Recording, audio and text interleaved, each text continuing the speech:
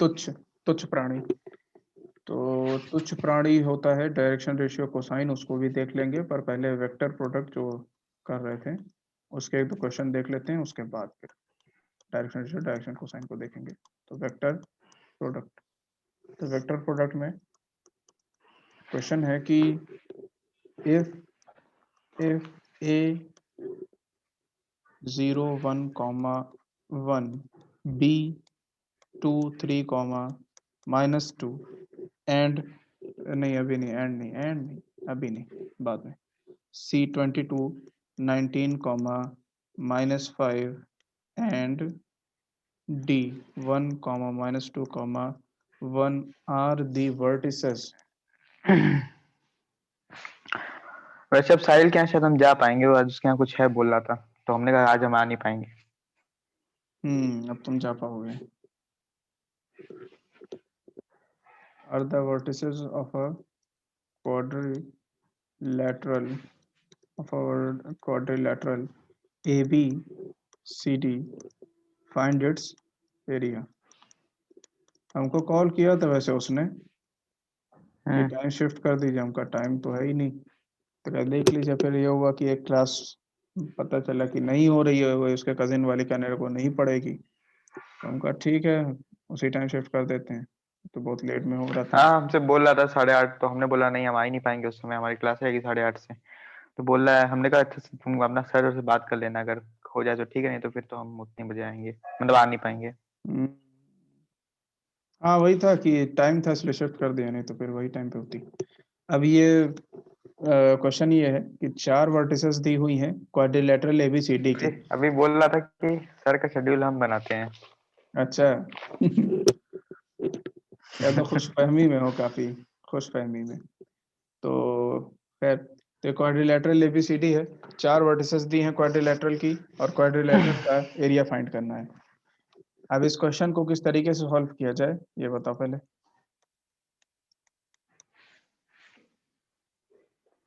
कोई भी general area point. Area area निकालना है ना। बिल्कुल। तो एक लाइन की डायगोनल बना लेते हैं, तो दो हम्म ट्रायंगल में बढ़ जाएगा। फिर दो हम्म, एरिया निकाल लेंगे, दोनों ट्रायंगल का ऐड कर देंगे। अच्छा ऐसा करेंगे। कर सकते हैं, करने को क्या है। तो ट्राइंगल का एरिया कैसे निकालोगे? Half into base into height. Half into base into height करोगे? तो ट्राइंगल का पक्का है तुम्हें कि हाइट वगैरह पता है, बेस और हाइट? बेस तो पता रहेगा, लेकिन हाइट के लिए परपेंडिकुलर ड्रॉ करना पड़ेगा। तो उतना लंबा काम करने की क्या ज़रूरत है? अगर वेक्टर प्रोडक्ट की जो प्रॉपर्टीज हम बता चुके हैं पिछले एक दो लेक्चर में, हम्म वो ध्यान दोगे तो वहां पे हमने प्रॉपर्टी बताई थी वेक्टर प्रोडक्ट्स के अंदर 3, और वो एरिया की परपेंडिकुलर थी। मिलती है। एरिया के बारे में थी। एरिया के बारे में थी 3 चीज़ें। एक तो हमने ये कहा था कि एरिया ऑफ कोई ट्राइंगल एबीसी ट्राइंगल का एरिया निकालना हो तो उसमें क्या करते हैं हम, ए बी क्रॉस ए सी जो होता है उसको कर लेते हैं। आज 30 जनवरी हो गई, जनवरी भी खत्म हो गया। जनवरी भी खत्म हो गया। तो इसमें क्या बताया था हमने कि ए बी क्रॉस ए सी कर लेंगे और उसका हाफ कर देंगे, हम्म तो हमें हम्म ये मिल जाता है area of triangle A B C, जहाँ पे ए बी और ए सी क्या है, साइड्स ऑफ ट्राइंगल है, उनका वेक्टर, उसका क्रॉस का मैग्नीट्यूड। उसी तरीके से फिर हमने ये बताया था कि एरिया ऑफ कोई पैरेलल कोई क्वाड्रिलेटरल हो A B C D, A B C D, तो वहाँ पर उसके दो एडजेसेंट साइड्स, जैसे A B vector cross A B C D cross C D vector, इस तरीके से करें तो area of A B C D मिलता है। Area of A B C D मिलता है। अगर ये ए बी सी डी हमारा ऐसे एक पैरेललोग्राम है, ए बी सी डी, तो ऐसा आपने बताया था। ये हम बता चुके हैं वेक्टर वाले उसमें, नोट्स में जाकर के अरे कल देखो। नहीं बताया था ना, पहले बताया होगा ना। पहले बताया था। ठीक है, देखते हैं। तो उसको वहाँ पर चेक करो कि हमने बताया था कि जैसे पैरेललोग्राम है और पैरेललोग्राम का एरिया निकालना है, तो ये जो ए बी और ए डी, इसका ए बी और ए डी साइड्स जो होते हैं, ए बी वेक्टर और ए डी वेक्टर, दो एडजेसेंट साइड्स को रिप्रेजेंट करने वाले वेक्टर का क्रॉस, का मैग्नीट्यूड जो होता है वो area of this parallelogram A B C D होता है। और अगर कोई क्वाड्रिलेटरल हो, एरिया ऑफ एबीसीडी क्वाड्रिलेटरल हो, तो डायगोनल्स की मदद से भी निकाल सकते हैं। जैसे ये जो क्वाड्रिलेटरल है हमारा एबीसीडी, तो इसकी डायगोनल्स की मदद से भी एरिया निकाला जा सकता है इस क्वाड्रिलेटरल का। और उसका तरीका ये रहेगा कि जैसे एसी, एक वेक्टर एसी बनाएंगे डायगोनल वाली, और दूसरी वेक्टर डायगोनल वाली डीबी बना लेंगे, तो ये दो वेक्टर हो गई। तो एरिया ऑफ एबीसीडी इस केस में होता है हाफ ए बी डायगोनल वाली जो है AC vector cross DB vector, इन दोनों का जो क्रॉस है उसके मैग्नीट्यूड का हाफ होता है एरिया ऑफ एबीसीडी। ये तो चीज बताई थी। तो अब बस यहाँ पे कुछ करना नहीं है, हमें एसी और डीबी निकालना है और उनके उनका क्रॉस प्रोडक्ट निकाल के मैग्नीट्यूड के हाफ कर देना है, तो एरिया ऑफ एबीसीडी चला आएगा। ये करना है भाई, ये तीन हमने बताए थे। अब पहले जाके नोट्स में देखो कि हमने क्या बताया था।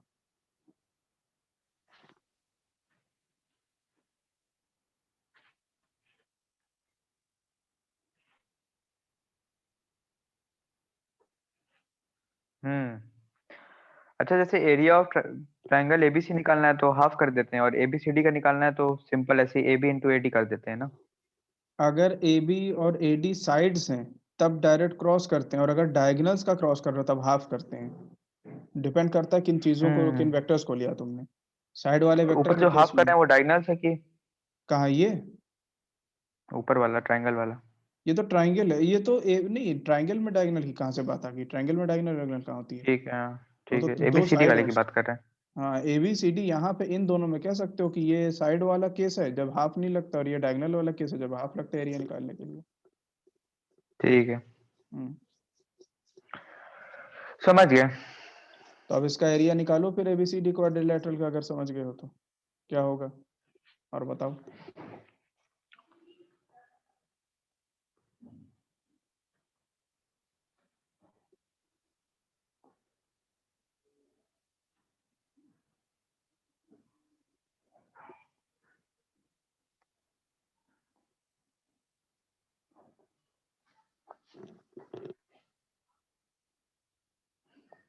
तो उसको पढ़ा दिए क्या आप? फाइल। हम्म। हम्म।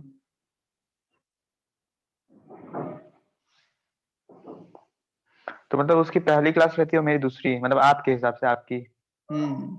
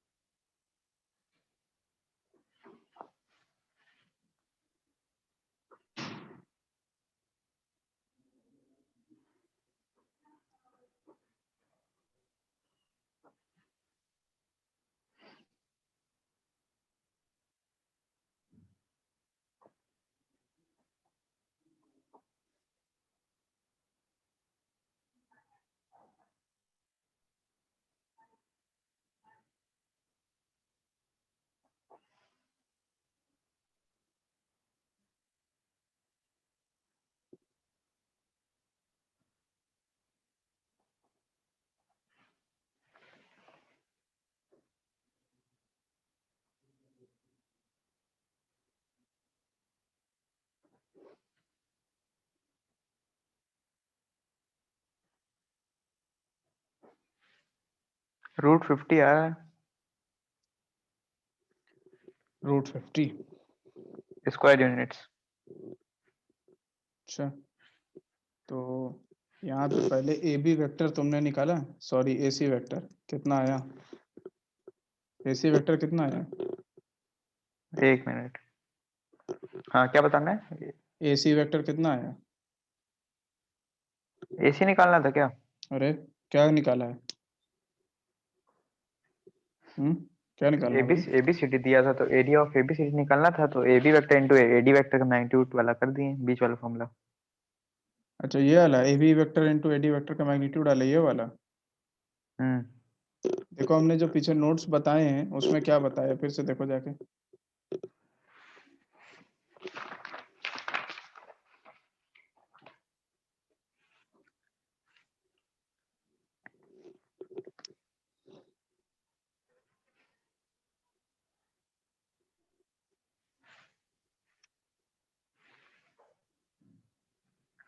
इस वाली नोट्स में है नहीं, वो दूसरे वाली कॉपी में लिखा हुआ है। है नहीं? ये नई कॉपी है ना, अभी उस दिन बताए थे ना आपको। अच्छा, देखो हमने यहाँ पे जो फिगर बनाई है क्यों बनाई है, ए बी और ए डी बनाया है, तो इसका रीज़न ये है कि ये जो area of A B C D होता है, हमने बताया भी था, अभी लिखते में यहाँ पे लिखा नहीं है। पैरेललोग्राम जब होता है, क्वाड्रिलेटरल हमारा अगर पैरेललोग्राम है, उस केस में हम साइड्स का क्रॉस करके एरिया निकाल लेते हैं। पर अगर कोई जनरल क्वाड्रिलेटरल है, कोई भी जनरल क्वाड्रिलेटरल लिया है, तब फिर हम ये काम नहीं करते हैं। तब हम लोग ये हाफ डायगोनल वाला ही फॉर्मूला लगाते हैं, तब हम लोग ये साइड्स वाला नहीं लगा सकते हैं। ये है, तो हम लोग जो है साइड्स वाला ये लगाने वाला, ये पैरेललोग्राम, इस पे हमने बताया था, इस पे पैरेललोग्राम के केस में सिर्फ उसमें बता सकते हैं। जो डायगोनल वाला केस होता है, इसमें हम लोग रेगुलर कोई भी क्वाड्रिलेटरल लो, जब स्पेसिफाई ना किया हो कि क्वाड्रिलेटरल कौन सा है, पैरेललोग्राम, स्क्वायर, रेक्टेंगल, तो हम लोग जनरल केस में हम लोग डायगोनल्स वाला लगाते हैं, साइड वाला सिर्फ पैरेललोग्राम के केस में लगाते हैं। इसीलिए यहाँ पे ये नहीं लगा सकते हैं अभी साइड वाला। जब इसीलिए आपने फॉर्मूला बताया था हम्म। तभी बता देते ये बात। तो हम क्या करें, हमने पैरेललोग्राम बोला तो था, यहाँ पे पैरेललोग्राम ड्रॉ भी तो किया था, इसलिए कि पैरेललोग्राम अगर है तो ए बी और सी डी ये पैरेललोग्राम बनाया, फिर ए बी वेक्टर और ए डी वेक्टर ये दो साइड्स हैं, और दोनों साइड को हम वेक्टर से रिप्रेजेंट कर रहे हैं और मॉड करके क्रॉस कर रहे हैं। फिर हमने बताया था कि अगर जनरल कोई हो तब ये करते हैं, यहाँ हमने लिखा नहीं था बस पैरेललोग्राम। अब बाकी हमने कहा था नोट्स देखो, तो हमको लगा तुम नोट्स पहले से देख भी लिए हो, तो और बताया भी तो था कि इसलिए कि ए सी और ए बी डी बी निकाल लो, ए सी डी बी निकाल के क्रॉस करके हाफ कर दो, हमको लगा तुम समझ गए होगे।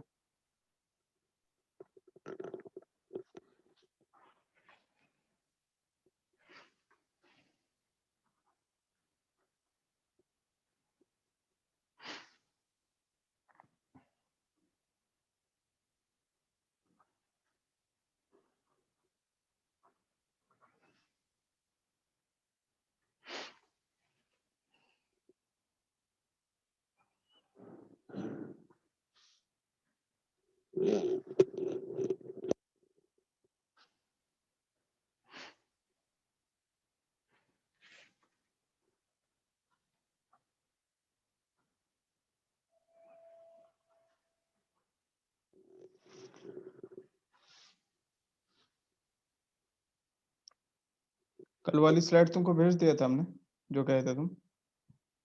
हम्म। ठीक।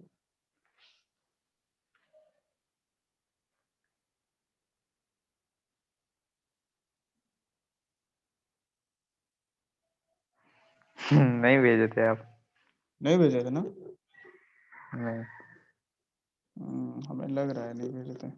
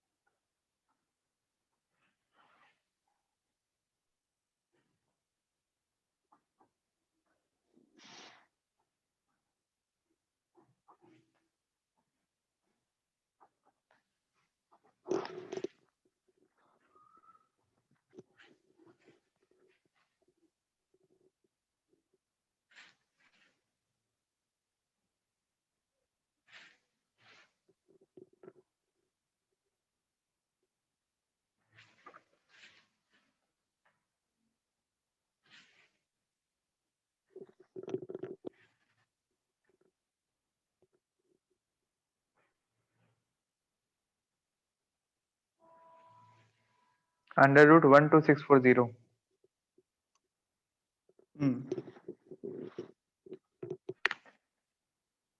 तो ये जो एरिया डायगोनल के बेसिस पे निकालते हैं जनरलाइज्ड है वे, और अगर तुम इस साइड्स का कर रहे हो तो पैरेललोग्राम के केस में कर सकते हो, सबके केस में वो चीज़ नहीं की जा सकती है।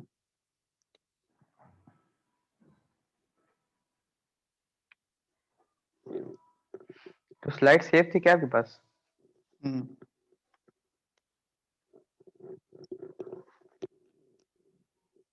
बाकी ट्रायंगल का अगर एरिया दे दे तो वो भी निकल जाएगा ना, वो तो फिर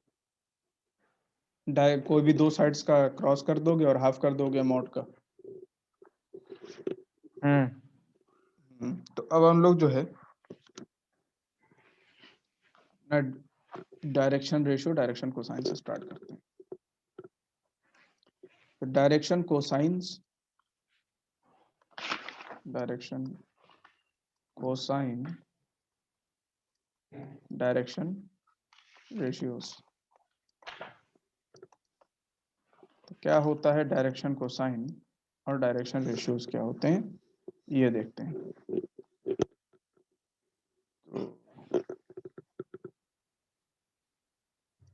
ये है हमारी, इसको मानते हैं हम एक z axis, x axis, y axis वाला पूरा सिस्टम बनाएंगे। ये है x एक्सिस, ये है परपेंडिकुलर उसके z एक्सिस, और ये रही हमारी y एक्सिस, ये y एक्सिस हो गई। अब इसमें अगर हमने कोई वेक्टर ड्रॉ किया, ये कोई वेक्टर है, तो ये जो वेक्टर हमने ड्रॉ किया वेक्टर a, पॉइंट a तक, पॉइंट a पर हमने एक वेक्टर ड्रॉ किया ओरिजिन से, तो ये जो है हमारे क्या हो जाएगा, ये ओ ए वेक्टर हो गया, position vector of point A. अब ये जो वेक्टर ए है ये क्या करेगा कि ये जेड एक्स और वाई एक्सिस तीनों से कुछ पर्टिकुलर एंगल्स बनाएगा। तो जैसे एक्स एक्सिस से ये कुछ एंगल बनाएगा, उसी तरीके से ये वाई एक्सिस से कुछ एंगल बनाएगा और जेड एक्सिस से कुछ एंगल बनाएगा। तीनों एक्सिस से कुछ ना कुछ एंगल बनाएगा, कुछ पर्टिकुलर एंगल्स पे रहेगा। 3 डायमेंशन में है, ये वेक्टर ए है हमारा, स्पेस में है, तो ये तीनों एक्सिस से कुछ कुछ एंगल बनाएगा। अब मान लें अगर ए वेक्टर जो है हमारा, ओ ए वेक्टर, ये एक्स एक्सिस से अल्फा एंगल बना रहा है, वाई एक्सिस से बीटा एंगल बना रहा है, जेड एक्सिस से यहाँ पे ये इतना गामा एंगल बना रहा है। तो यहाँ पे जो एंगल्स होते हैं इनका फिर कॉस कॉस लेते हैं, cos alpha, cos beta, cos gamma. तो ये जो 3 एंगल्स होते हैं जो हमारा कोई भी वेक्टर तीनों एक्सिस के साथ बनाता है, उसका हम लोग कॉस लेते हैं।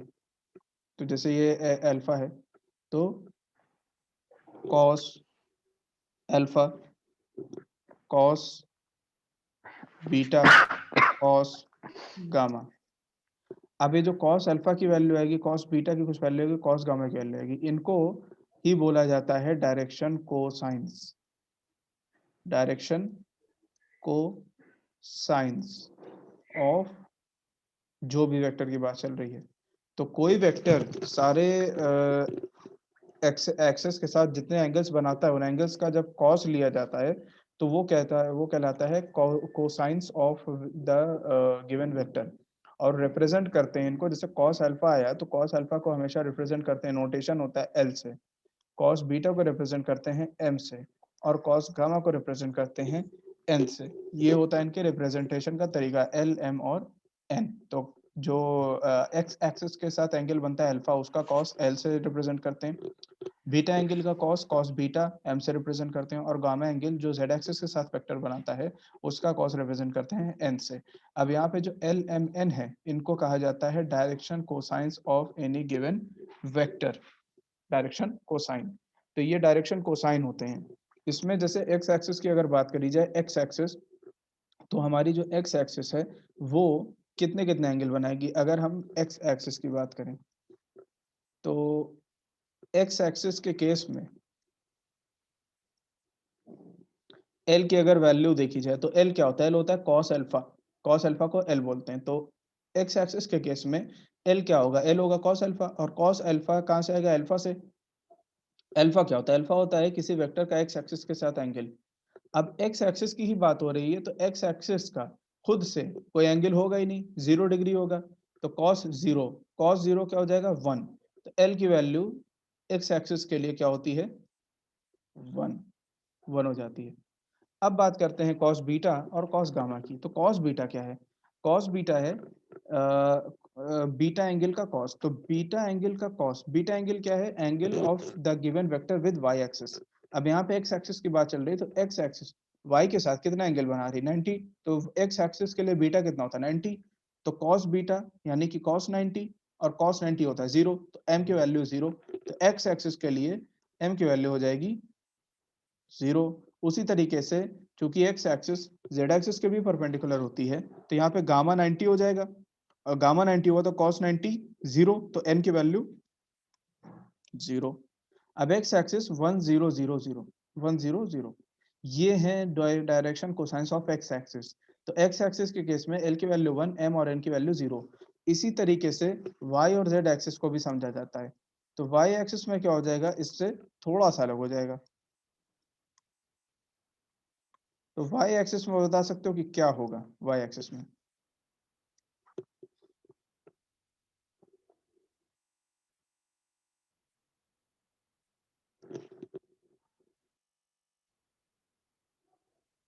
देवांशु, हेलो। तो वाई एक्सिस के लिए क्या होंगे हेलो, डायरेक्शन कोसाइंस, कैसे निकाल लें, समझ नहीं पाए। समझ नहीं पाए, पूछना चाहिए था। देखो यहाँ पे हमने क्या कहा कि कोई भी वेक्टर के तीनों एक्सिस से जो भी वो वेक्टर एंगल बना रहा है वो निकाल लेते हैं। ये जो वेक्टर है O A vector x axis के साथ अल्फा एंगल बना रहा है, वाई एक्सिस के साथ बीटा एंगल बना रहा है, और जेड एक्सिस के साथ गामा एंगल बना रहा है। ये तीन एंगल बना रहा है ये वेक्टर तीनों एक्सिस के साथ। डायरेक्शन कोसाइन का मतलब होता है कि इन एंगल्स का जो कॉस लेते हैं, cos of alpha, cos of beta, cos of gamma, इस तरीके से cos alpha, cos beta, cos gamma. तो ये जो कॉस की वैल्यूज होती हैं, कॉस अल्फा की वैल्यू, कॉस बीटा की वैल्यू, कॉस गामा की वैल्यू, इन वैल्यूज को ही हम कहते हैं हमारे ओए वेक्टर की डायरेक्शन कोसाइन है ये। और कॉस अल्फा की वैल्यू को हम एल से रिप्रेजेंट करते हैं, कॉस बीटा की वैल्यू को एम से रिप्रेजेंट करते हैं, कॉस गामा की वैल्यू को एन से रिप्रेजेंट करते हैं। हमने कहा कि अब मान लो एक्स एक्सिस के लिए डायरेक्शन कोसाइंस निकालने हो कि एक्स एक्सिस के डायरेक्शन कोसाइंस क्या होते हैं। तो डायरेक्शन कोसाइंस क्या होते हैं, एल एम और एन की वैल्यू होती है डायरेक्शन कोसाइन। तो एक्स एक्सिस के लिए अगर एल की वैल्यू निकालना हो तो एल की वैल्यू किस पे डिपेंड करती है, कॉस अल्फा होता है एल। कॉस अल्फा, अल्फा क्या होता है, अल्फा होता है एक्स एक्सिस और वेक्टर के बीच का एंगल।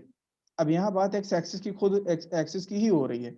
तो एक्स एक्सिस का अपने आप से कोई एंगल होगा, कोई एंगल नहीं होगा, 0 पे होगा, पैरेलल होगी अपने आप एक दूसरे के।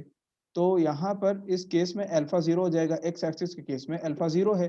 तो जब अल्फा 0 है तो कॉस अल्फा क्या होगा, 1 हो जाएगा, क्योंकि कॉस 0 1 होता है। तो एल की वैल्यू क्या चली आई, 1।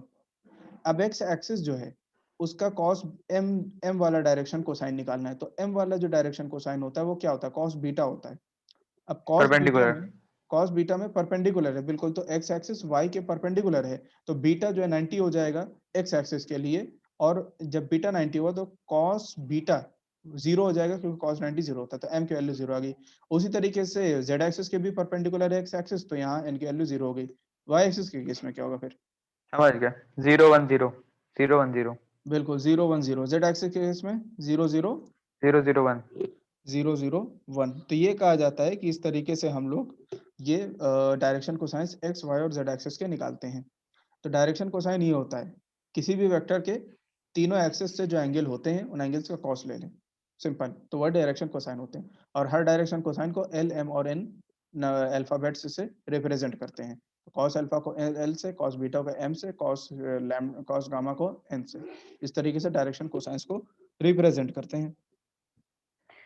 अब जरा सा ये देखते हैं कि प्रोजेक्शन, जब हम प्रोजेक्शन पढ़ा रहे थे तो प्रोजेक्शन हमने बताया था कि प्रोजेक्शन क्या होता है भाई। प्रोजेक्शन होता है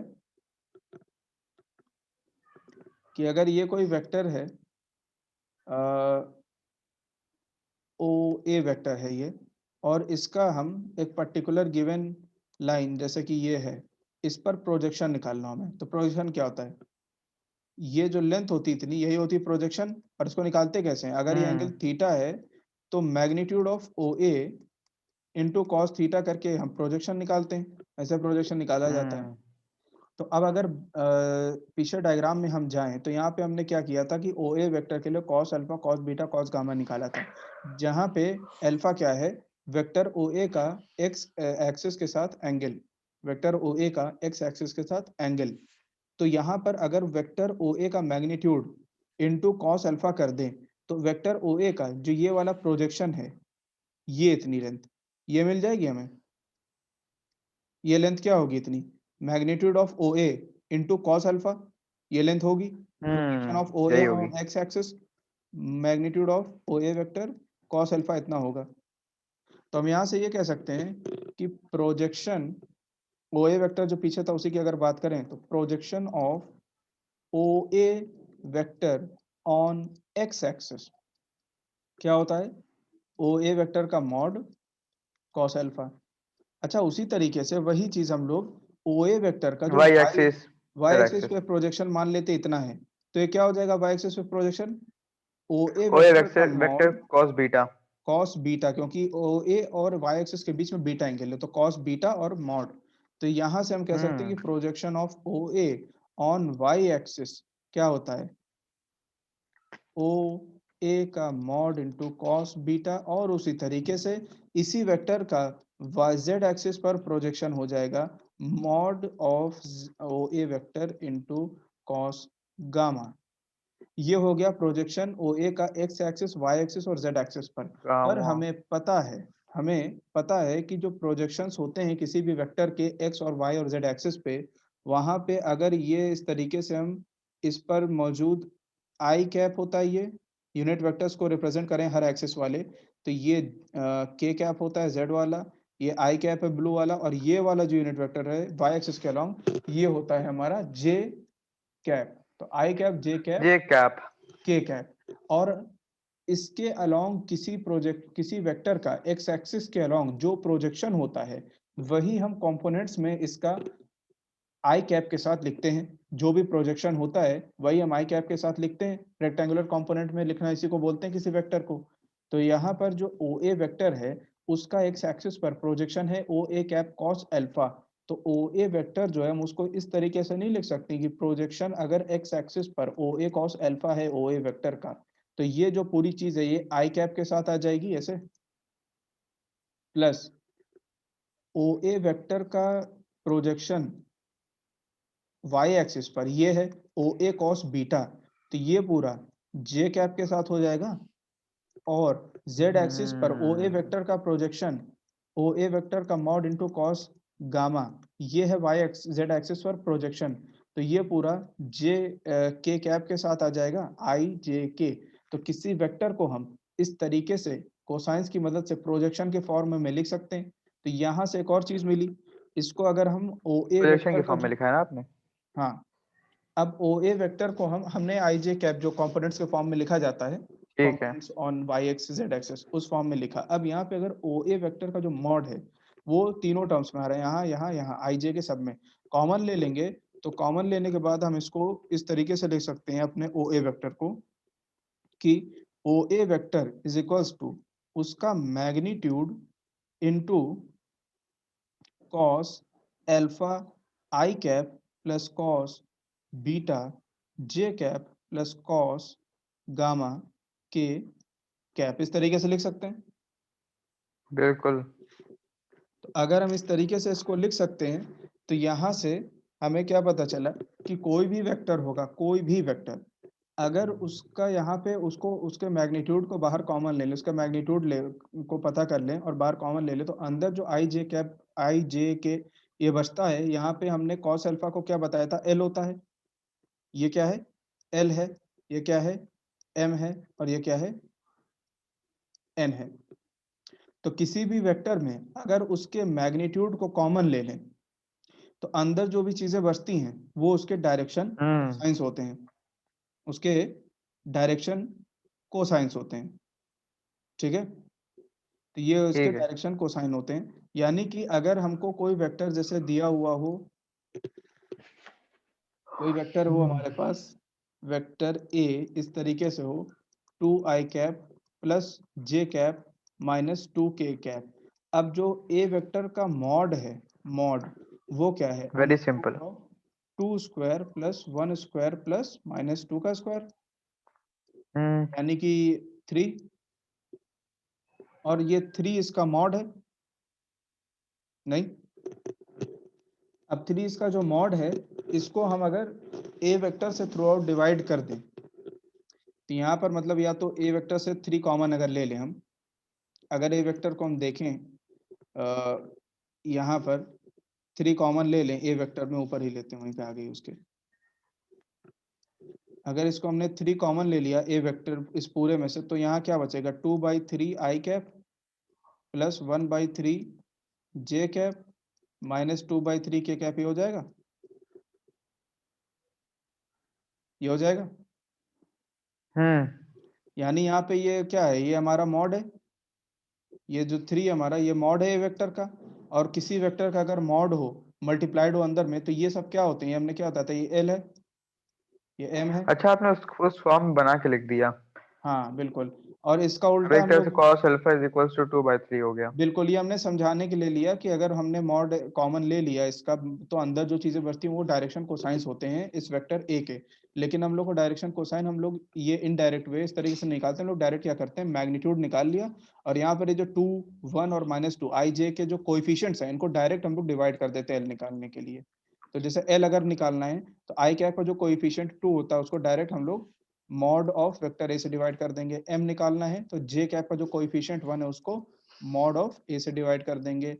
एन निकालना है तो ये जो के कैप का कोएफिशिएंट है -2, उसको हम लोग मॉड ऑफ ए से डिवाइड कर देंगे। तो ऐसे हम लोग डायरेक्शन कोसाइंस निकाल लेते हैं किसी भी गिवन वेक्टर ए के, ठीक है। ठीक है। तो इसको हम लोग जनरली ये कह सकते हैं कि a vector if a vector is given is. as r vector is equals to a I cap plus B J cap plus C K cap. तो यहाँ से हमें कह सकते हैं कि डायरेक्शन कोसाइंस, तो direction cosines of R vector के डायरेक्शन कोसाइंस क्या हो जाएंगे, यहाँ से एल वाला क्या हो जाएगा, A upon under root of A square plus B square plus C square. M वाला कोसाइन क्या होता है, B upon under root of A square plus B square plus C square. N वाला कोसाइन क्या होता है, C upon under root of A square plus B square plus C square. ये होता है डायरेक्शन कोसाइंस किसी वेक्टर के, अगर कोई वेक्टर दिया उसके डायरेक्शन कोसाइन निकालने हो हमें तो।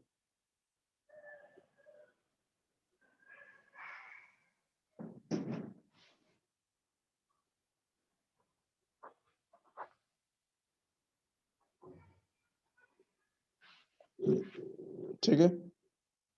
ठीक है। तो इस तरीके से डायरेक्शन कोसाइन निकालते हैं। डायरेक्शन रेशियो भी बिल्कुल इसी से समझते हुए चल लेंगे कि यहाँ पर ये जो डायरेक्शन रेशियो और कुछ नहीं होते हैं, जो आई जे और के कंपोनेंट के कोएफिशिएंट्स होते हैं, ये ए बी और सी, जिनकी मदद से हमने एल एम और एन निकाला है, ये ए बी और सी यही होते हैं डायरेक्शन रेशियोज किसी गिवन वेक्टर के। सिंपल है बिल्कुल डायरेक्शन रेशियो। ए बी बिल्कुल और सिंपल। सी डायरेक्शन रेशियोज होते हैं, तो हम ये इसको सिंपल वे में लिख सकते हैं कि कोएफिशिएंट्स अच्छा, हमने भी ये लिखा है कोएफिशिएंट्स सेम टू सेम। बिल्कुल हमने सही लिखा। समझने के लिए आगे लिख लिया था अभी, कोफिशिएंट अपॉन मैग्नीट्यूड वाली बात। हाँ, तो coefficients of I J and K cap are called direction ratios are called direction ratios of a vector, ठीक है, are called direction ratios of a vector, ठीक है।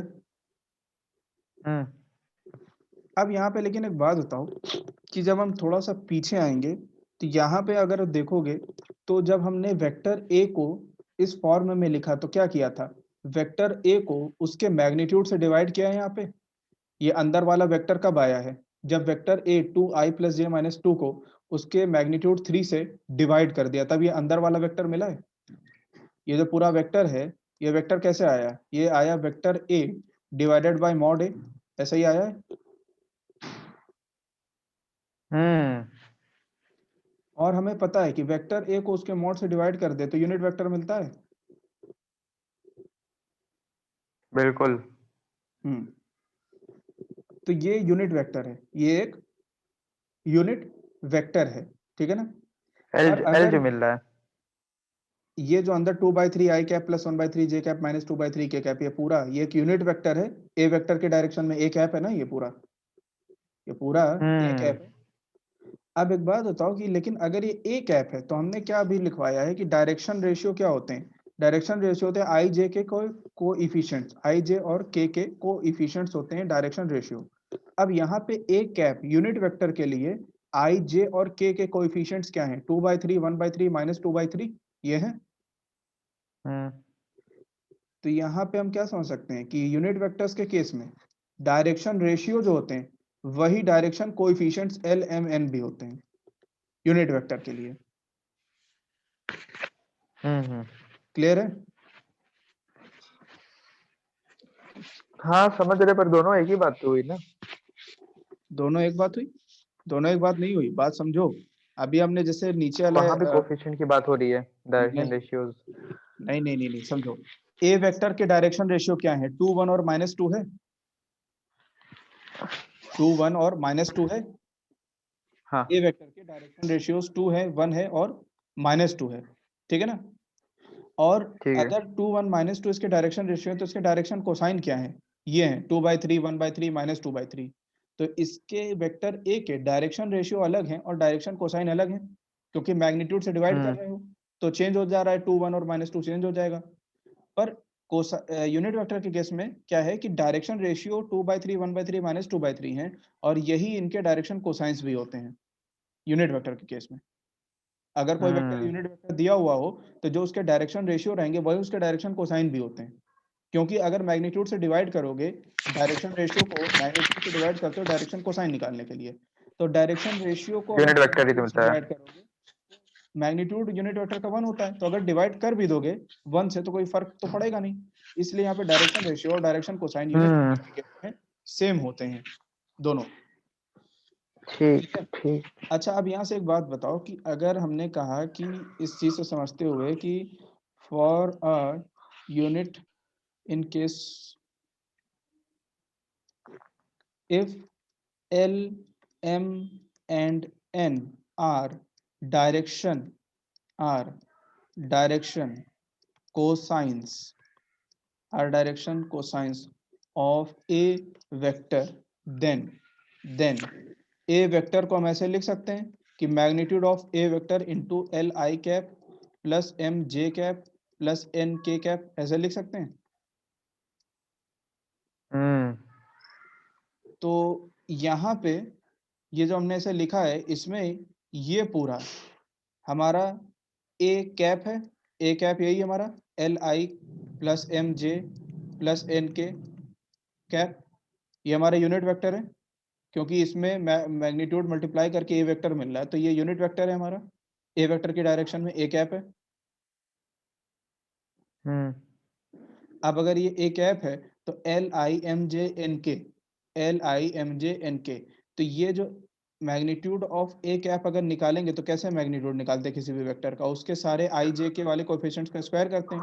तो यहाँ से L square plus M square plus N square, ये होगा A cap का मैग्नीट्यूड। पर ए कैप यूनिट वेक्टर है तो उसका मैग्नीट्यूड 1 होगा। यहाँ से हमें क्या मिला कि L square plus M square plus N square is equal to 1, ये मिला। ये कंडीशन होती है डायरेक्शन कोसाइंस को आपस में रिलेट करने की, और बहुत इंपॉर्टेंट होती है, इसका क्वेश्चंस में यूज होता है। L square plus M square plus N square is equals to 1। Clear है? ये यहाँ पे लिख लेते हैं कि for unit vector direction ratios and. ठंड बढ़ गई है एकदम। अच्छा, तुम्हारा अक्सर यही सुनते हैं कि ठंड पड़ गई सर आज बहुत। तो यूनिट वेक्टर के लिए डायरेक्शन रेशियो और डायरेक्शन कोसाइन क्या होते हैं? सेम होते हैं।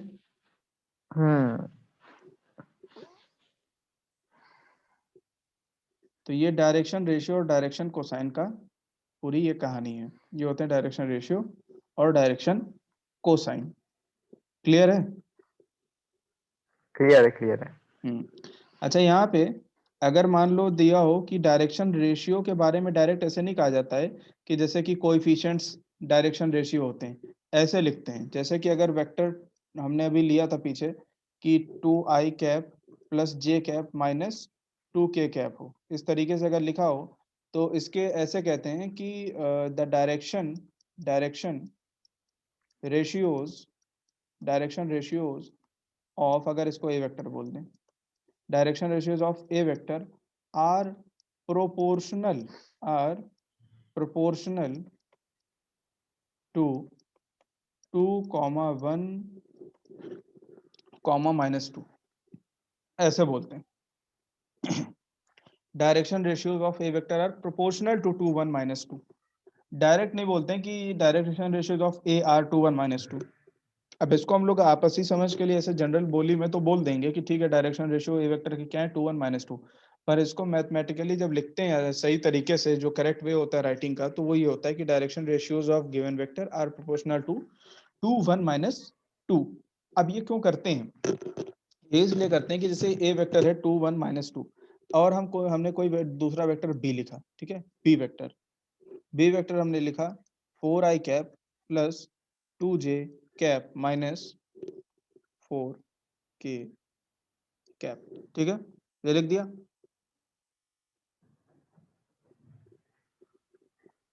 ऐसे लिखा। तो यहाँ पे इसके जो डायरेक्शन रेशियोज हैं बी वेक्टर के डायरेक्शन रेशियोज क्या है? a is equals to 4। उस लाइन का मतलब क्या है?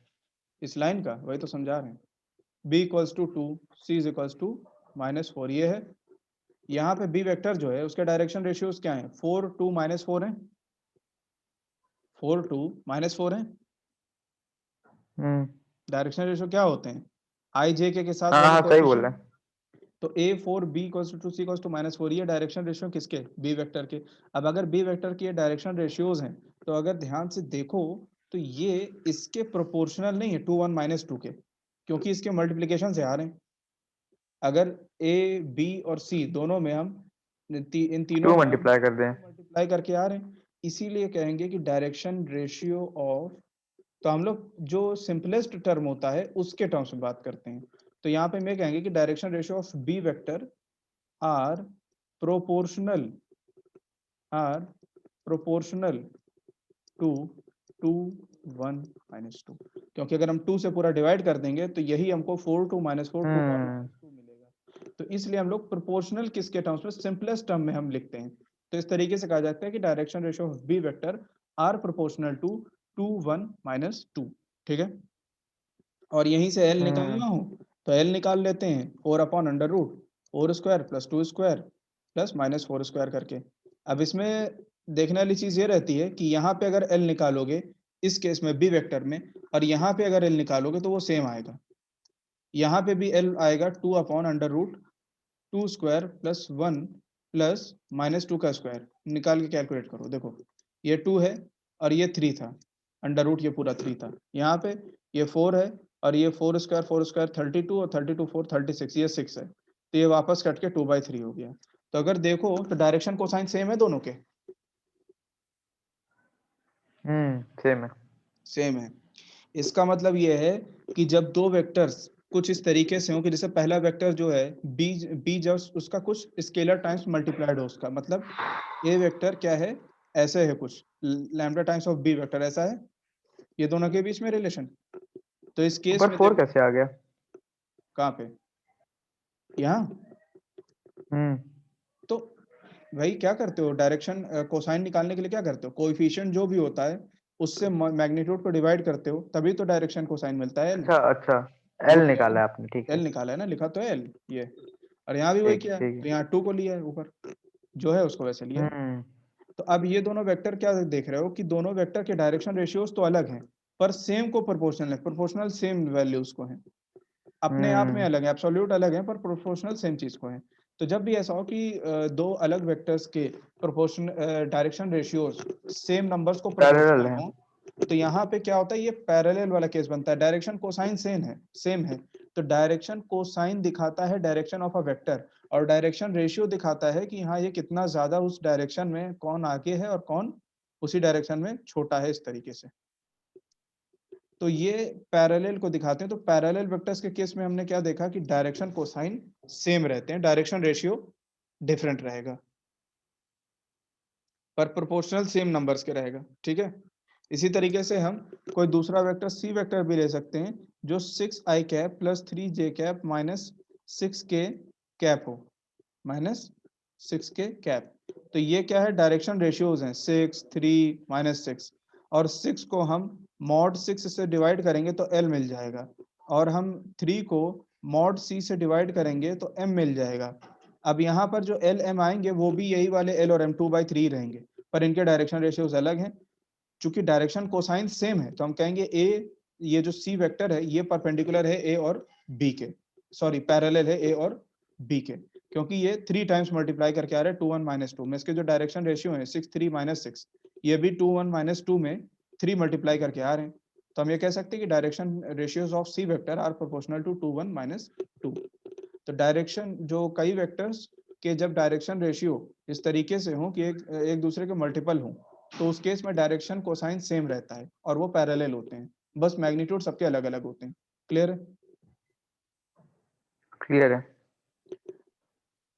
तो डायरेक्शन रेशियो और डायरेक्शन कोसाइन की चीज है। तो हम लोगों ने देख लिया कि अगर कोई वेक्टर हमारा कैपिटल ए वेक्टर इस तरीके से अपने कंपोनेंट्स के टर्म्स में A I cap plus B J cap plus C K cap दिया है, तो यहाँ पर ये जो होते हैं ए बी और सी क्या होते हैं, डायरेक्शन रेशियोज होते हैं, और यहीं से हम इनके डायरेक्शन कोसाइंस निकालते हैं। कैसे निकालते हैं डायरेक्शन कोसाइंस, एल वाला डायरेक्शन कोसाइन क्या होगा, A upon mod of A vector, और मॉड ऑफ ए वेक्टर क्या होता है, अंडर रूट सारे रेशियोज का, सारे डायरेक्शन रेशियोज के स्क्वायर के सम का अंडर रूट। और एम वेक्टर कैसे निकालेंगे, बी एम सॉरी एम कैसे निकालेंगे, एम वाला कोसाइन बी अपॉन ए वेक्टर का मैग्नीट्यूड, और एन वाला कैसे निकालेंगे, सी अपॉन ए वेक्टर का मैग्नीट्यूड। तो डायरेक्शन रेशियो होते हैं कोएफिशिएंट्स, और ये हमेशा कोई सिंपलर टर्म्स के, कोई 3 सिंपल नंबर्स के प्रोपोर्शनल होते हैं। तो कहते हैं कि direction ratios of vector are proportional to these numbers. और डायरेक्शन कोसाइन कैसे निकालते हैं, कोएफिशिएंट्स को डिवाइड करते हैं मॉड से, तो डायरेक्शन कोसाइंस एल और एम और एन निकल आते हैं। और अगर ए वेक्टर यूनिट वेक्टर है तो उस केस में अगर ए कैप को हमने ऐसे लिखा है A I plus B J plus C के, तो उस केस में ए बी और सी ये तीनों हमारे डायरेक्शन रेशियोज भी होते हैं, और यही तीनों हमारे डायरेक्शन डायरेक्शन कोसाइंस भी होते कोसाइंस हैं। भी होते हैं। क्योंकि अगर direction ratio A B C है और cosine L equals to A by mod A cap से निकालना चाहोगे, तो मॉड ए कैप क्या है, चूंकि ए कैप यूनिट वेक्टर है तो मॉड ए वन। कैप 1 है, तो यहाँ से एल इक्वल्स टू ए वापस हो जाएगा।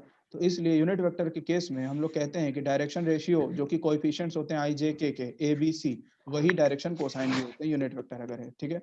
और हम लोग किसी भी वेक्टर ए वेक्टर को इस फॉर्म में हमें पता है लिख सकते हैं कि मॉड इनटू ए कैप, ऐसे लिख सकते हैं किसी भी वेक्टर ए वेक्टर को, ये तो वेक्टर है यूनिट नहीं, A vector equals to mod of A vector into A cap, इस तरीके से लिख सकते हैं। तो हम इसको ऐसे कर सकते हैं कि मॉड अगर मैग्नीट्यूड मल्टीप्लाई कर दें और डायरेक्शन रेशियोज उसके हम लोग यहाँ पे लिख दें, वेक्टर ए के डायरेक्शन कोसाइंस एल एम और एन है, तो हम इस तरीके से वेक्टर ए को इस तरीके से लिख सकते हैं कि उसका magnitude into L I plus M J plus N K cap, ऐसे लिख सकते हैं हम लोग।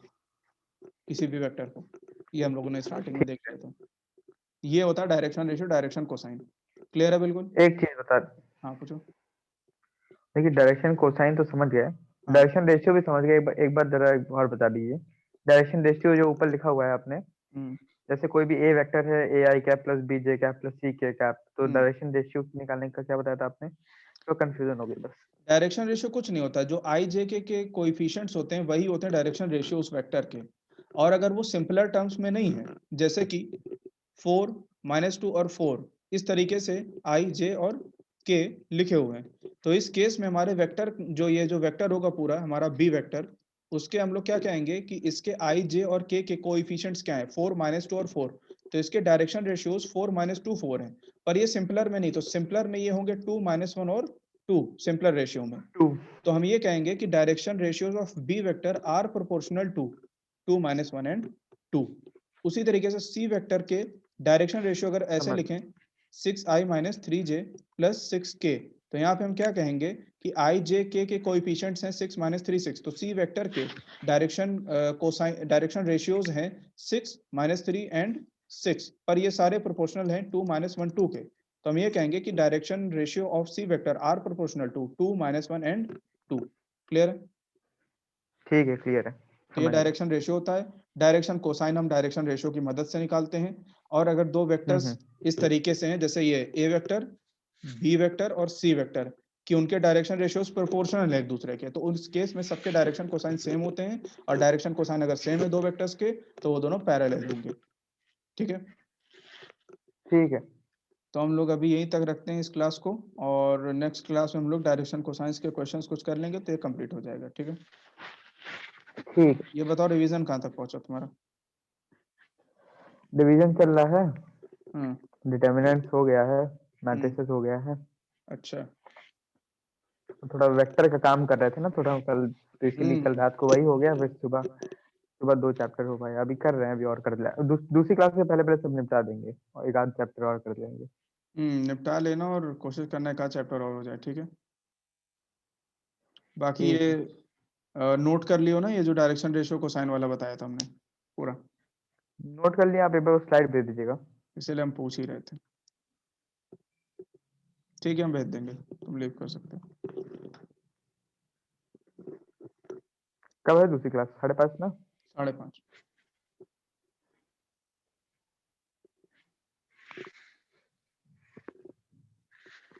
डिवाइस बस देख देख के आगे बढ़ते जाए ना, क्वेश्चन में फोकस करें, बिल्कुल।